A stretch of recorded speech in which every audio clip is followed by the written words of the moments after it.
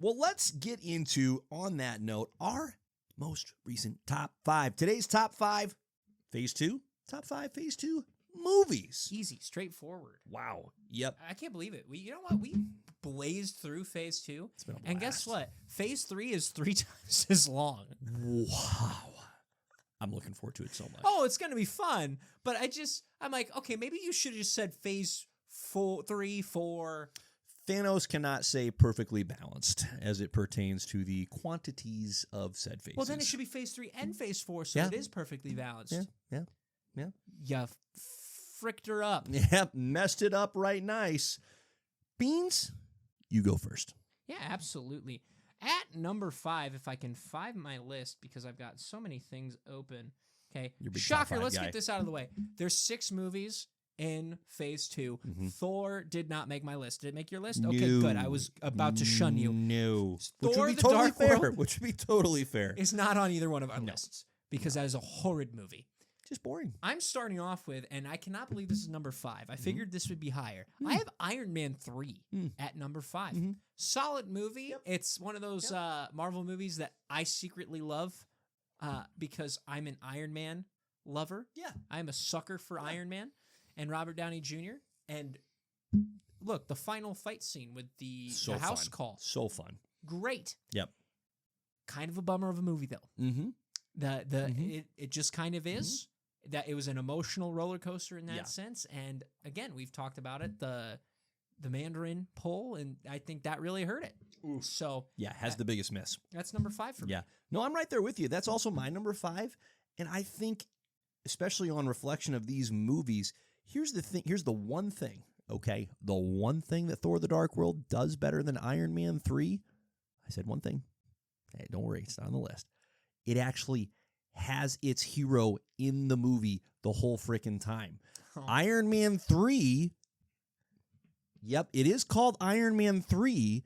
There's very little of Tony being Iron Man because it spends more time having fun with neutering him than it does allowing him to be in the freaking suit. Yeah. That's just a pet peeve of mine. That's always fair. See The Dark Knight Rises to see how I feel about that as well. Well, we're off to a good start. Yeah. So also my number 5, Iron Man 3. My number 4 is Ant-Man. Could be higher. Maybe should be higher with as much as it gets right. It's just never been I really loved that. I've never had that experience watching that movie, but I have liked it. And to anyone that goes, oh no, I love that movie, you're not going to hear a whisper of an argument from me because it is solid. From start to finish. The nits to pick are there, but they're relatively small. What it gets right is so much more impactful, and I give it a lot of credit because this shouldn't work. A character like Ant-Man, who always relies on a team in the comics, shouldn't have a solo movie where he's not part of a team. He's part of a little group, but he's not part of an Avengers team, and it works so very well. So Ant-Man's my number 4. My number 4, Age of Ultron. Nice. Yes. Nice. Look, it would be so much higher if they finished well, and they just did not finish well. I think that hurt it. Yep. I think once we got to the pool, to be honest with you, I think we jumped a shark, and we never recovered. I don't think we recovered after the pool. I so badly wish the pool was in every one of these movies. Oh, me too. That'd be incredible. We're never going to not talk about the pool. Nope. This is just this is going to be a fun little thing that we always refer to. But whenever there's a mess up in a movie, we're like, it's the pool. It's the pool moment. There it is. The pool moment. But like James Spader, phenomenal. Yeah, I have never seen a movie build so well and fall so hard as Age of Ultron for me, and so that's number 4. I get that. You're number 3, sir. My number 3 is Ant-Man because rewatching that movie, I'm going to tell you what, I had a lot more fun watching that movie than I did Avengers: Age of Ultron. That's fair. I just did. I get that. I had more of a good time. Yep. Not that I had a bad time with Age of Ultron. Yep. Just I felt like from start to finish, Ant-Man's just a better quality movie. Yeah. I didn't have a problem with anything plot-wise in this movie. There was nothing that stuck out to me where I'm like, oof, like Darren Cross, bad guy. Yep. I'm okay with you getting rid of him. Right. That makes sense. And guess what? His ending, until we get into Ant-Man 3, from Ant-Man 1's sake, once he goes bye-bye, I'm like, okay, he's gone. Goodbye. We're all assuming Darren's done. Yeah. Yeah. That's fantastic. So, for those reasons, Ant-Man number 3. That's great. Age of Ultron is in the number 3 slot for me. It's I still had a lot of fun with that movie. Like we talked about during our recap, the extremes were there. It was extremely good and it was extremely cool. But I still enjoyed the heck out of it. The team dynamic. What I think I lament the most is that this was one of maybe the last time that we got like a pure Avengers team up, right? I know that, okay, yes, they're working together sort of in Infinity War, but it's after all the shenanigans of Civil War. And in Endgame, it's a glorious culmination. But again, it's this desperate time forced. This was such an organic team up. I still enjoyed the heck out of this movie. So for me, it lives there as number 3. My number 2, this is tough. This is tough to pick 1 and 2. My number 2 is going to be Guardians of the Galaxy. And we know our top 2s are going to probably be the same. Guess what it is? Yeah. Yeah. But this is such a good movie. So entertaining. This is maybe the best compliment I can give it is that I am equally entertained by this movie whenever it is that I happen to watch it in the space of, it's been a few years, pop it on. Gosh, that was fun. It's fun every single freaking time. And again, it's my number 2 yes. as well. Yeah. It's one of those movies that, like, and I think this is a nod to the movie. Mm-hmm. I talked about this in that pod. Like, I remembered that movie from start to finish. Yep. To be able to say that about a movie, for me especially, that's a crazy thing to do. And so watching that movie, enjoying that movie for what it is. Yeah. I mean, Phase 2, we can look at it as the phase that took some swings. Yes. And hit them out of the park.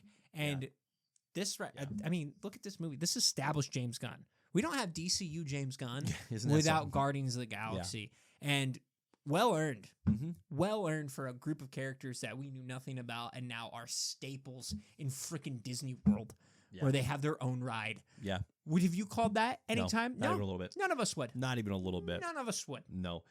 Well, and our number 1 is going to be Winter Soldier. And well, it's not by a mile. It's close.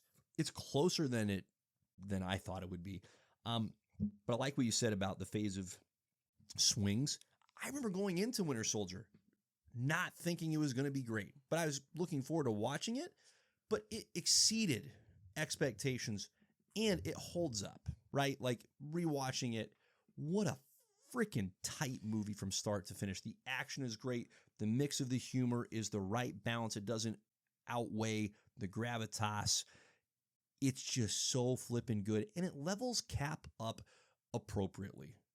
Like his abilities are in full force, full swing, both the leadership, the cleverness, and the physicality. Like what a delight. And then of course what it does with Bucky is freaking tremendous. Well, and it takes a big swing with disintegrating shield, right? Like that's a Marvel as early staple, as they did. As early as they did to really just extract shield from the MCU. It never really comes back. Like it's extracted and fully so.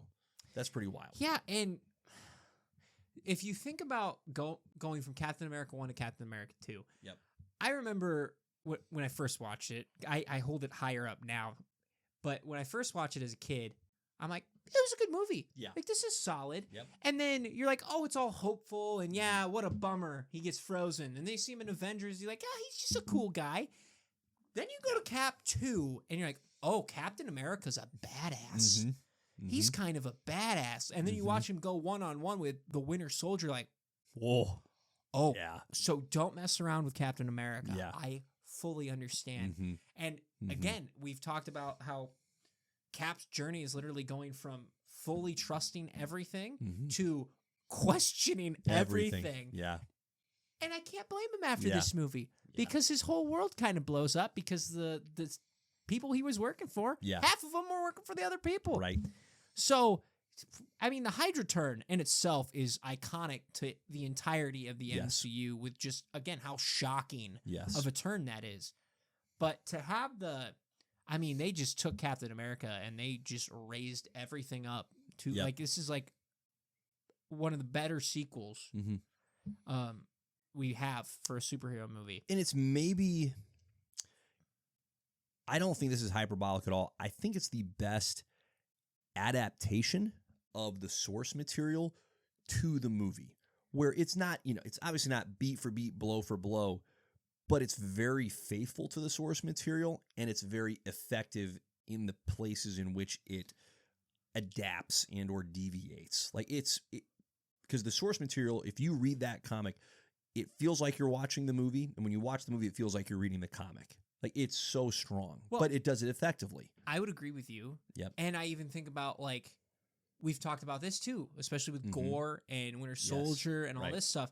Right. Winter Soldier's kind of a one-off guy. Yes. Like, once they get down to the soul of it and they're like, they get Bucky back, he's not really ever the Winter Soldier again. Yeah. And to have a guy like that hit hard, they keep him alive, thank the Lord. No kidding. Because his redemption arc now, after being mind-controlled, phenomenal story. Correct. Becomes incredible. Phenomenal. And that's why you keep your villains alive.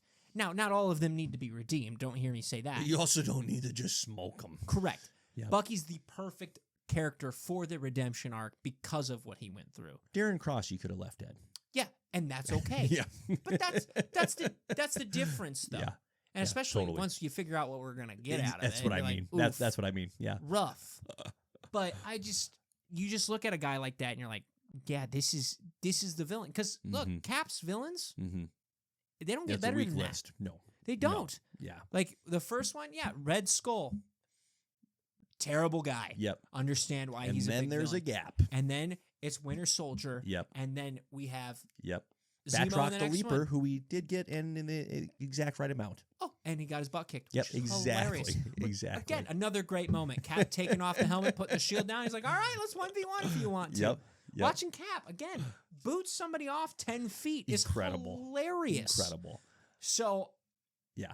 Super good. It's we could talk about Cap All day for long. hours. I know but it is number one for a reason.